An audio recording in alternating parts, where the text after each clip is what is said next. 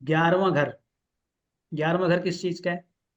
11वां घर आपकी इनकम का है, 11वां घर आपकी इच्छाओं का है, 11वां घर आपके सुपीरियर्स का है, 11वां घर आपके बड़े भाई बहन हम्म, का। अगर इसका मालिक लगन में बैठेगा तो आपकी इच्छाएं अनंत होंगी, कभी इच्छाएं आपकी पूर्ण नहीं होंगी। इच्छाएं एक कंप्लीट करोगे, दूसरी उससे पहले स्टार्ट हो चुकी है। ठीक है, नेवर एंडिंग प्रोसेस में जाओगे, पहला। दूसरा, आपकी संगत का असर आपके ऊपर आए, यार दोस्तों का, और आपके सुपीरियर्स का, वो कंट्रोल करेंगे आपको। तो ऐसे अगर कोई ऐसा जातक आपके सामने आता है, खासकर बच्चा, तो उसको कहिए कि अपनी संगत सोच समझकर चुने,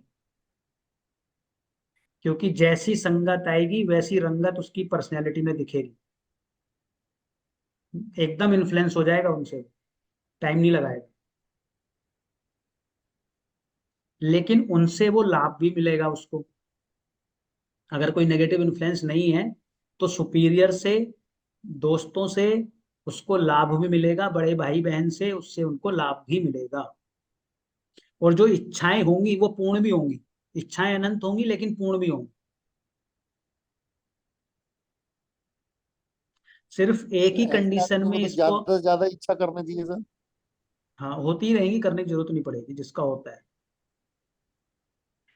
ऐसे व्यक्ति को अगर कभी आत्म संतुष्टि लेनी है तो सिर्फ उसी कंडीशन में मिलती है, अगर उसकी संगत में आत्म संतुष्ट लोग।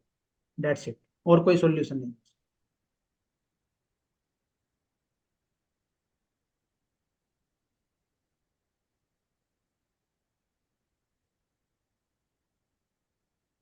12th लॉर्ड लगन में होगा, फौरन से लाभ हो सकता है। कोई छुपी हुई प्रतिभा हो सकती है। लगन का व्यय भी हो सकता है, खर्चे का है। लगन का व्यय मतलब बीमार रह सकता तो छुपी हुई प्रतिभा अभी क्यों होगी सर, 12th में ऐसा क्या है? है। परलोक होता है, परलोक। लोग मतलब गॉन, मतलब नहीं, कैसे होगा सर? कैसे मतलब? मोक्ष का घर होता है, परलोक होता है, स्वर्ग का घर होता है। नीचे जी। वाला पाताल है, 8th हाउस पाताल है, छुपा हुआ, वो स्वर्ग लोक है। 12th हाउस परलोक है, पाताल पाताल नहीं। लोक में भी छुपी हुई टैलेंट होती है, हाँ, उसमें भी और होती है, स्वर्ग लोक में भी छुपी हुई टैलेंट आएगी। जो दुनिया से परे की बात है। हम्म। अगर नेगेटिव इन्फ्लुएंस में नहीं है तो छुपवाई प्रतिभा भी होगी, विदेशों से लाभ भी होगा। अगर नेगेटिव इन्फ्लुएंस में आ गया तो बीमार भी करेगा, और अफेयर्स भी दे सकता है, शरीर का व्यय करा सकता है अफेयर्स के माध्यम से। ओके सर, एक चीज पूछनी थी। हाँ जी। सर एक बात बताइए, ये जो शनि रेट्रोगेट हुआ है अभी सर, वो मेरा एक्चुअली सर परसों से, कल परसों रात से कल से मेरे पैर में बहुत सम पेन बहुत ज्यादा हो रहा है अचानक ही। हम्म। तो ये हो सकता है क्या सैटर्न रेट्रोगेट से कुछ अचानक हुआ ऐसा? चंद्रमा आपका कहाँ है, 8th में ना? हाँ जी। हाँ, हो सकता है, बिल्कुल हो सकता हम्म। है, तो बिल्कुल हो सर सकता फिर ये क्या, ये कब तक उम्मीद है सर ये ट्रांजिट, मतलब कि मुझे ऐसा लगा क्योंकि ऐसे ही कल से ही शुरू हुआ सुबह से। है। ओके। तो ये कब तक है सर, ये ऐसा वाला हो सकता है जी, मून जब हटेगा? ये तो फिर हम कल मिल रहे हैं ना, कल पूछ लेना मुझसे सामने। सर कल नहीं आ रहे पापा, आए हैं सर, मैं तो नहीं आ पाऊंगी। अच्छा, आप नहीं आ रहे? कोई बात नहीं, फोन पे मैं फोन कर लूंगा आपको, या कर लेंगे। ठीक है सर, ठीक क्योंकि फिर वो देख लूंगा ना आराम से, अभी देखूंगा फिर वो 10-15 मिनट निकल जाएंगे। है। सर ये एक क्वेश्चन था, दूसरा सर क्वेश्चन था, जैसे मून को बोलते हैं इमोशंस देता है, एक्सट्रीम इमोशन देता है, इम्बैलेंस करता है, तो कौन सा प्लैनेट है जो, केतु तो समझ में आता है डिटैचमेंट देता है, तो कि किसी कोई बहुत डिटैच्ड है, मतलब इमोशन अनइमोशनल है, तो उसके लिए कौन सा प्लैनेट हावी होगा उस पे, उसके कैरेक्टर पे, मतलब लगन पे ही होगा ना इन्फ्लुएंस उस पर प्लैनेट का? प्रैक्टिकल होगा ना बंदा। हाँ प्रैक्टिकल होगा और प्रैक्टिकल होगा। इमोशनल। हाँ, हाँ तो सबसे पहले तो ये कि बुध का इन्फ्लुएंस उसके ऊपर जरूर हो। बुध। ओके। हाँ, क्योंकि वो कैलकुलेटिव होगा। हम्म। ओके। बुध वाला कैलकुलेटिव होगा। दूसरा ये है कि उसका लगन भी डिसाइड करेगा। जैसे कर्क क्या है, कर्क कर्क क्या है, फोर्थ हाउस में आती है ना कर्क राशि। फोर्थ हाउस माता भी है। फोर्थ हाउस आपका मानसिक सुख भी होता है। और फोर्थ हाउस का कर्क का मालिक भी चंद्रमा है। तो अब जो कर्क वाला व्यक्ति होता है ना, तो वो इमोशनली सबसे ज्यादा डिस्टर्ब कर्क वाला क्यों होता है, वो इसीलिए होता है क्योंकि एक तो उसका राइट। स्वामी चंद्रमा है, इमोशंस का मालिक। दूसरा क्या है कि वो फोर्थ हाउस में आता है। फोर्थ हाउस यानी कि माता वाले केस का है, तो वो उसकी ममता हमेशा जागी रहती है सबके लिए, कर्क वालों की। हम्म। मतलब टाइम केयरिंग बन जाते हैं। और हाँ वही तो सर, मेरा क्वेश्चन वही है कि उल्टा कैसे होगा अगर हाँ, किसी का रुको ना, नेचर में। वही तो बता हाँ रहा हूँ, एक मिनट रुको। तो अब अगर कर्क है तो कर्क को एक चीज चाहिए होती है, मैं आपको इसलिए बता रहा हूँ ताकि आपको उससे मदद मिले। वो इसलिए कि अगर कर्क है तो उसको हमेशा एक व्यक्ति ऐसा चाहिए होता है जो उसको इमोशनल सपोर्ट करता रहे। ओके। अब प्रैक्टिकली तो उसमें अगर उसके लगन पर मेलेफिक इन्फ्लुएंस है या बुध का इन्फ्लुएंस है तो प्रैक्टिकल बना देगा। मंगल का इन्फ्लुएंस है तो भी प्रैक्टिकल होगा। मंगल प्रैक्टिकल बनाता है एकदम। बुध भी आपको मनी माइंडेड बना देता है या प्रैक्टिकल बना देता है, बिजनेस ओरिएंटेशन में ले आता है, हम्म। इसलिए बनेगा। हम्म। या उसके ओके। चंद्रमा पे शनि मंगल दोनों का प्रभाव आ गया तो भी बंदा प्रैक्टिकल हो सकता है, लेकिन वो तब होगा पहले इमोशनली डिस्टर्ब होगा फिर प्रैक्टिकल। और लगन भी, अच्छा। जैसे कुछ लगन भी होते हैं जो प्रैक्टिकल बना देते हैं आप। जैसे मीन लगन है, इमोशनल होता है हम्म। लेकिन उसके इमोशन प्रैक्टिकल होते हैं। मीन लगन बहुत इमोशनल होता है, मतलब प्रैक्टिकल होता ओके। ओके। ओके। है। आप कुंडली दिखाना जिसकी बात कर रहे हो, फिर बताऊंगा। ठीक है नहीं इन जनरल सर, मतलब मेरे कहने का मतलब जो एक अगर मून इमोशंस को दर्शाता है तो सबसे ज्यादा इमोशंस प्रैक्टिकल मंगल नहीं। बनाता, मंगल बनाता है सबसे ज्यादा प्रैक्टिकल। ओके। मंगल और बुध बहुत प्रैक्टिकल होता ओके। ये कुछ। है। सर हाँ जी। सर एक एक सर राहु लग्न में एक बार फिर से रिपीट करेंगे, अगर राहु सिर्फ हाँ, राहु है। राहु केतु दोनों करेंगे।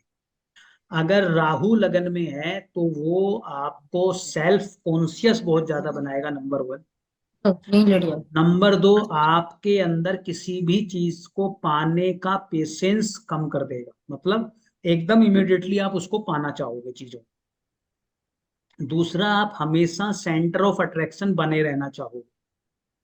यानी कि अगर एक रूम में 5-10 लोग बैठे हैं तो ऐसा हो नहीं सकता कि वो इंटरफेयर ना करे उनके बीच में। और उस चक्कर में वो उसको एंजाइटी भी दे देता है, क्योंकि जब चीजें उसके अगेंस्ट में जाती हैं तो एंजाइटी भी देता है वो ऐसे। इसके साथ साथ जो राहु है वो कुंभ राशि का को रूलर है।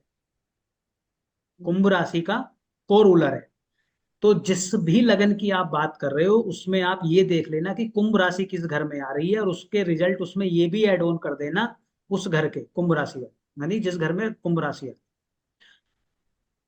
ठीक है।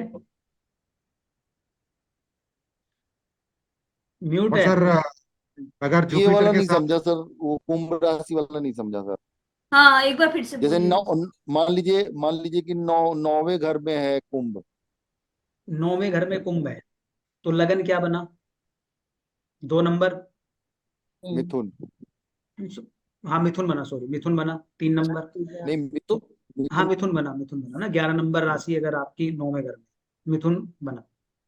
अब अगर आपकी मिथुन लग्न है और राहु लग्न में है, तो इसका मतलब ये है, तो जो राहु की मैंने ट्रेड्स बताए वो तो उसके अंदर आ गए।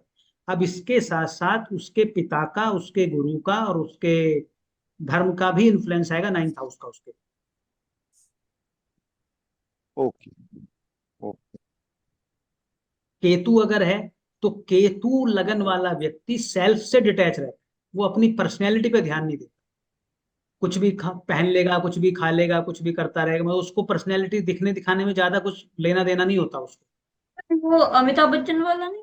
हाँ, अमिताभ केतु बच्चन। लगन में हाँ, वही वाला। दिखेगा ना पर्सनालिटी समय के साथ? ध्यान उसका नहीं होता है, लेकिन जैसे जैसे उम्र बढ़ती जाती है वैसे वैसे उसकी पर्सनैलिटी में निखार आता है।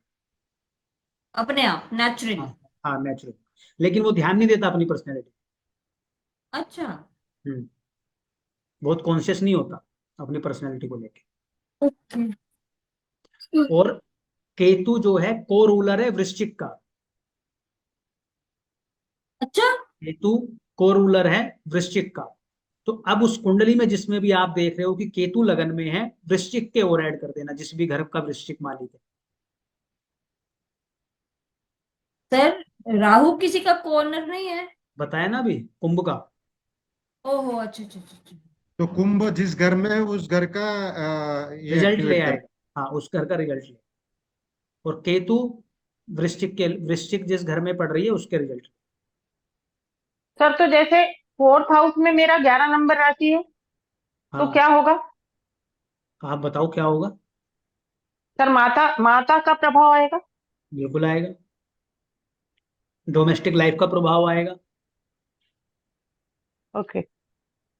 हम्म। ओके। हम्म, ठीक है। अब आपके लगन में कोई प्लेनेट नहीं, तो आप ये देखो कि आपके लगन पर दृष्टियां किस किस प्लेनेट की आ रही है, और जिस प्लेनेट की दृष्टि है वो प्लेनेट किन किन घरों का मालिक है।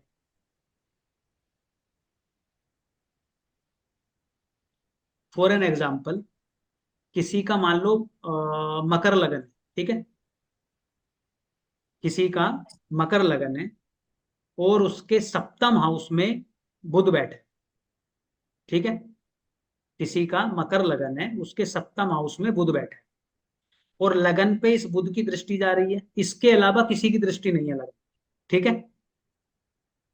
तो मकर लगन में जो बुध है वो किन किन घरों का मालिक बनेगा, छठे घर का मालिक बनेगा और नौवें घर का मालिक बनेगा, और वो आस्पेक्ट दे रहा है लगन को। तो इसका मतलब ये है इस व्यक्ति की पर्सनैलिटी में एक तो बुध के प्रभाव होंगे, क्योंकि बुध देख रहा है उसको। तो बुध के प्रभाव का मतलब क्या है कि इंटेलिजेंट होगा, ग्रास्पिंग पावर अच्छी होगी, बिजनेस माइंडेड होगा, ठीक है, या मैथमेटिकल स्किल्स अच्छी होंगी। सिक्स्थ लॉर्ड है तो इसका मतलब ये है कि कर्मठ हो सकता है, यानी कि जिस काम को हाथ में लेगा उसको कंप्लीट करेगा। और क्या होगा, नाइन्थ लॉर्ड भी है बुध, तो पिता का प्रभाव इसकी पर्सनैलिटी पर आएगा।